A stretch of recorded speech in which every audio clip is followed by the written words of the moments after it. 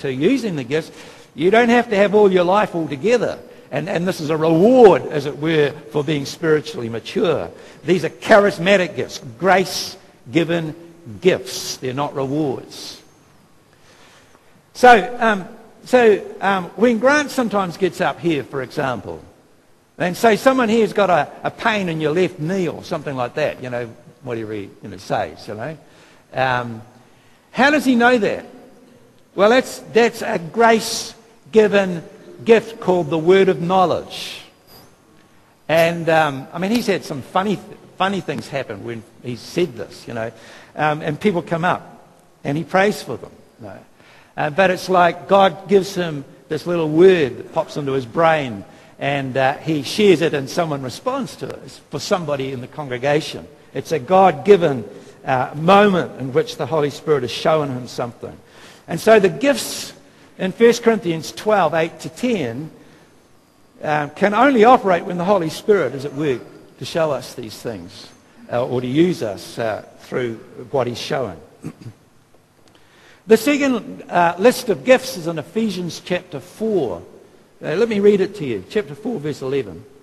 It was he who gave some to be apostles, some to be prophets, some to be evangelists, and some to be pastors and teachers.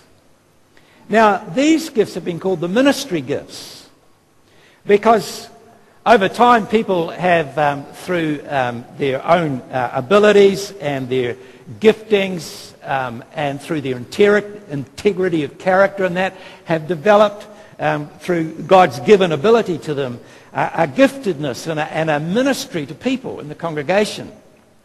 And these people may or may not be given a kind of an official position, but they've got a ministry to people, whether it's pastorally or through teaching or through prophetic or people who are apostolic figures, people who are kind of more the leaders of not just a church like me here, more of a kind of a multi-church or a church planting kind of mission.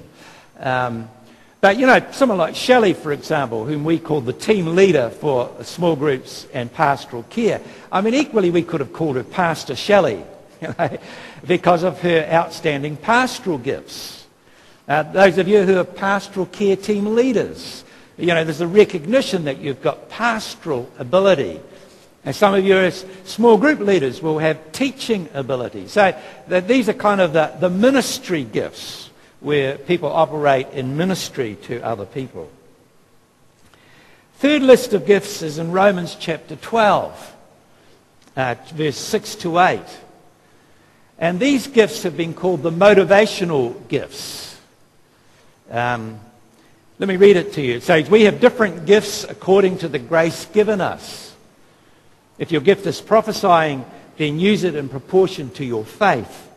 If it is in serving, then serve. If it is teaching, then teach. If it is encouraging, then encourage. If it is contributing to the needs of others, then give generously. If it is in leadership, then govern diligently. If it is in showing mercy, then do it cheerfully. Now, these kind of gifts in Romans 12 here have been called the motivational gifts because they lean more towards your God-given abilities that we all and uniquely have, that God's given us when we were born into this world. We've all got different personalities and abilities and talents and gifts and so forth, and that's God's given ability to you that you've got. And so when we look at Romans chapter 12, you will find in this list here that you have one main motivational gifting in your life. And it's called motivational gift because it's what motivates you to do what you do. Someone has illustrated this with a story, you're at a party and the lady, the host of the party, comes walking in with this nice big apple pie, with all the cream on top of it and so forth. And she hurries into the room and she trips on the corner of the carpet. And she falls flat on her face, and this nice big apple pie ends up upside down on the carpet. Splatter, Now, your reaction to that situation, if you were in that party, will show the kind of way that you're wired up with your gifting. Those of you who have a prophetic personality, and some people have prophetic personalities, quite strong people, they're quite frank about things.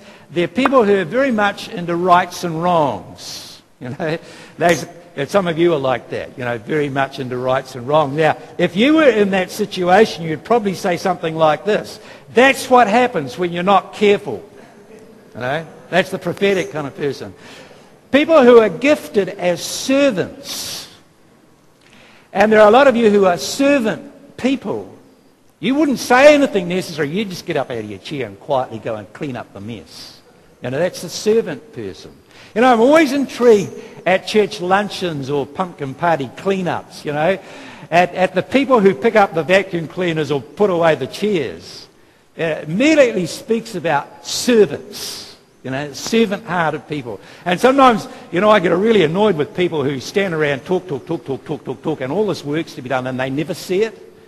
You ever get annoyed with people like that? And you give them a broom or a vacuum cleaner, and then for 5 minutes they do it, and then you turn your back, and all of a sudden they talk again with another group of people. You ever seen that?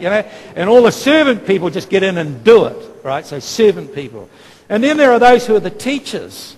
You know what teachers say about this situation? There must be a lesson that we can learn about this, And so they'll kind of point out why this happened and what lesson you could learn out of it. And the exhorters, the encouragers will want to make sure everyone is okay. No one feels bad about what's happened.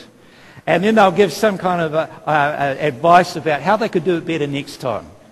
Is that right? All you exhorters, encouragers, motivational gifting. The person who is the giver will say, hey, everybody, I'll go and buy another pie. And then you've got the leader. The leader will be the guy who steps up and says, Jim, go and get a nice big knife and clean up this mess. And Mary, you go and get a bucket of water and soap and so on. He'll organise everybody else to do the work. And then the mercy, compassion person couldn't care less about the pie or the carpet. They're concerned about the person who dropped the pie. They're there, it's all right there. It all happens to all of us. Don't cry. That kind of person. No. So what are you?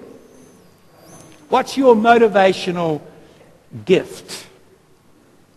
And if you actually think about this, you will all find there's one main area that motivates you to do what you do. Now, some of you won't have a clue what that is. But a lot of you will have a clue. You have a fairly clear picture, just from what I've said, very briefly here, about what your motivational kind of gifting is. And how it works out for you.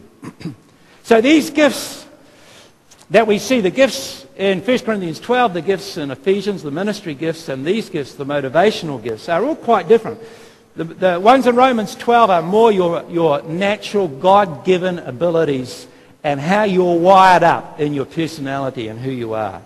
The 1 Corinthians gifts, however, are Holy Spirit-given gifts for specific occasions to meet specific needs. So we have these three main groupings. I've just got Chris to shove them up on the PowerPoint just as a summary up there so you can look at those and where they come from. So there they are. Manifestation, ministry, and motivational. Can I just say, this is just a labelling of these gifts. And sometimes they don't always, all the gifts don't always work. You can't always package them nicely quite like that. But it's just a very handy three kind of M words to help explain the giftings. Now, if the 1 Corinthians chapter 12 gifts are dependent on the work of the Holy Spirit, then it is essential that you and I know who the Holy Spirit is. We can have a head knowledge about the Holy Spirit, but it's essential that we actually know the Holy Spirit. And I don't know about you, but when I first became a Christian, I was very aware that I was born of the Holy Spirit. But I really, in the early time of my Christianity, everybody talked about Jesus and they talked about the Father, but they didn't talk about the Holy Spirit. He was part of the Trinity, but you didn't talk about the Holy Spirit. And so if someone